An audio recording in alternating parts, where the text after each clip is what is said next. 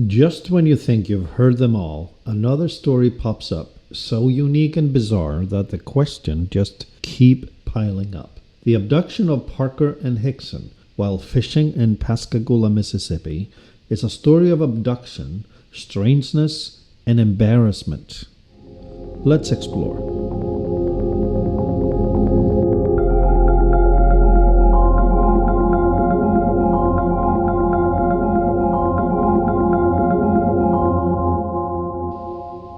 Hi everyone and welcome to Project Bluebook, where we explore all things unidentified.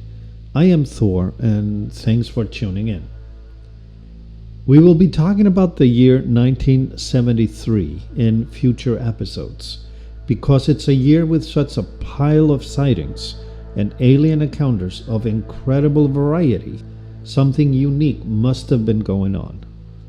One of those stories is the one of Calvin Parker, age 19, and Charles Hickson, age 42, who were sitting at their favorite fishing spot near an old shipyard in Pascagoula, Mississippi, fishing poles in hand and just enjoying their day, when they heard a loud zipping sound coming from behind them. The next thing they noticed was a bluish reflection moving across the water right in front of them. Parker stood up to see what was causing this reflection on the water. They turned around to see an oval-shaped object landing in a clearing about 100 feet away. It was about 30 feet long, football-shaped, super shiny and metallic, without any sights of seams or assembly, and with two distinct porthole windows like eyes staring at them. They stood frozen in their tracks as a door opened on the craft's underside, shining a bright white light that turned dusk into daylight all around them. Immediately following, they saw three bulky-looking creatures come floating out of the craft and approaching them without touching the ground. They were built like football players, said Parker later. They were paralyzed with fear because the creatures looked nothing like humans, but grayish in super wrinkled bodysuit, and instead of hands, they had claws, with heads growing straight out of their shoulders, and three sticks protruding out of their heads where the nose and ears should be. Below the nose was a slit that looked like a mouth. In the words of Hickson, the skin or suit was so wrinkled you couldn't see if there were eyes or not. Their hands were way longer than those of humans, with what looked like lobster claws, and for feet they had two square thumps, like elephants. Yet, they didn't touch the ground, but floated towards the two paralyzed fishermen. In hindsight, both Hickson and Parker agree these could have been robots. At least their behavior felt robotic, without nuance or emotion.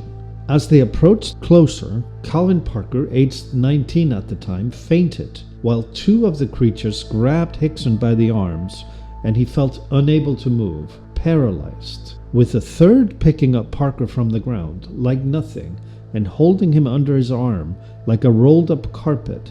They floated back to the craft and disappeared straight inside of it.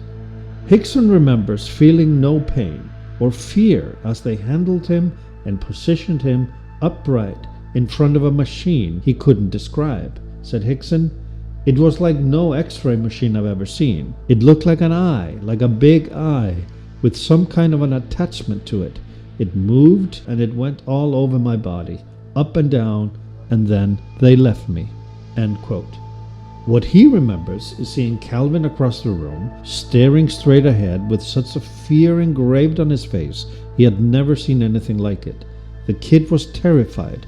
A veteran of the Korean War, Charles Hickson had seen danger, and he had seen fear. This was far worse than anything he had ever experienced in the theater of war. Parker remembers laying on a gurney in what he believed was an examination room, and as he lay there, he realized he couldn't move at all, even without straps holding him down. All he could do was look. Something the size of a deck of cards came down from the ceiling, floating around his head, making clicking sounds all around his skull, as if taking photographs or measurements he couldn't understand. Charles tried to calm Calvin down across the room, making eye contact, snapping him out of his paralyzing state of fear.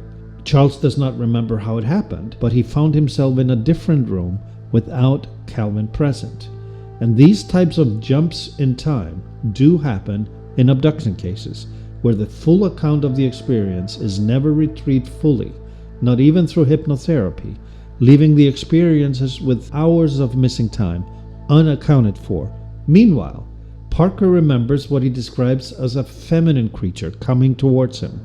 She moved completely differently from the three robot-looking creatures, and she looked more human-like, mainly because he could see her eyes as well as her hands. She ran her fingers down his throat, and then he started choking. He got agitated and then heard her voice in his head that he needed to not be afraid. Nothing was going to happen to him. An eye-shaped lens on a snake-like line came out of a wall and started examining him up and down. He yelled out Calvin's name but heard nothing back. Moments later, the creature came back, took him by the arm, and floated him out of the craft to the ground where Calvin was already standing, shaking out of his mind. The creatures returned inside their craft, and as they floated away, Hickson remembers receiving a telepathic message, almost like an apology. "We are peaceful. We meant you no harm." As the craft lifted off and disappeared, Hickson and Parker took off to the nearby Jackson County Police Station to report the incident. The police at first laughed at them, having a hard time believing this was true. They interrogated them separately, leaving a hot mic with them alone in the interrogation room to catch them stating how they had the police fooled with this cockamamie story, but they never flinched. In fact, when the policemen exited the room with the tape recorder still running, Calvin Parker broke down and cried, sobbing uncontrollably. Their story never changed. They were never caught lying. In the coming days, research teams descended upon them, and Parker and Hickson were even sent to Keesler Air Force Base to be tested for radiation. They had none. The story of their abduction spread through newspapers and television stations.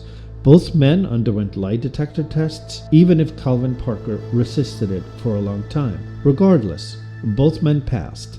No evidence of hoaxing was ever found. They stuck to their stories, and over time, policemen came forward in the area stating they did see an unidentified flying object in the area at the time. And over 3 decades later, Maria Blair, the wife of a captain of a fishing boat, she too came forward to declare she had seen a bluish light in the sky, pacing back and forth before descending, and she also heard a loud splash in the water without understanding what it was.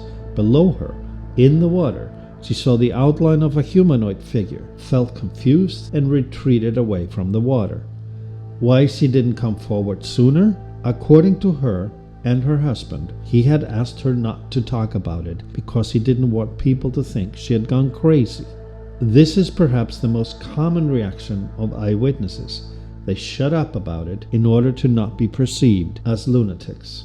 My hope is that in our time, with more enlightenment and the veracity of so many more UFO cases and a dialogue about their existence and reality, that the need to stay silent goes away, giving rise to evidence-based declarations of such a multitude of encounters that they become undeniable to the general public. I believe we are steadily approaching this necessary inflection point. Hickson later added to his story, up to his year of passing in 2011, that visitations continued to his home in the middle of the night, including abductions involving his wife and children as well. Parker, on the other hand, who nearly lost his sanity through the experience, seems to have been left alone following the incident. Over the years, the two men reacted very differently to the events. Charles Hickman was eager and ready to tell the story at conferences and to the press, including writing a book about it, UFO Contact at Pascagoula, whereas Calvin Parker retreated and stayed away from the public eye, initially annoyed by the attention Charles kept calling to his name. Parker spent 45 years hiding away from the public eye. The events of October 11th, 1973 have had a lasting impact on him. He's had stress-related physical trauma in addition to the psychological trauma and has undergone 2 heart surgeries. He still wonders why it happened to him. Until 2018, when he decided to write and publish a book titled Pascagoula, The Closest Encounter, and additionally agreed to join in the making of the film Alien Contact, the Pascagoula UFO encounter, with additional witnesses coming forward to corroborate his story at long last. It's been 50 years, and his life story is one of suffering lasting effects. So if you ever wondered about experiencers of abduction and eyewitnesses to UFO sightings and alien encounters, if you ever wondered if they made up their stories for attention and fame, just look into the faces of Hickson and Parker in this photograph taken on October 11th, 1973 by the Jackson County Sheriff's staff. They're in shock, they're embarrassed, and they look ashamed. Calvin Parker looks almost non-responsive, still in a state of shock that makes him look unaware of the time and place of this moment, and even the taking of the photograph itself.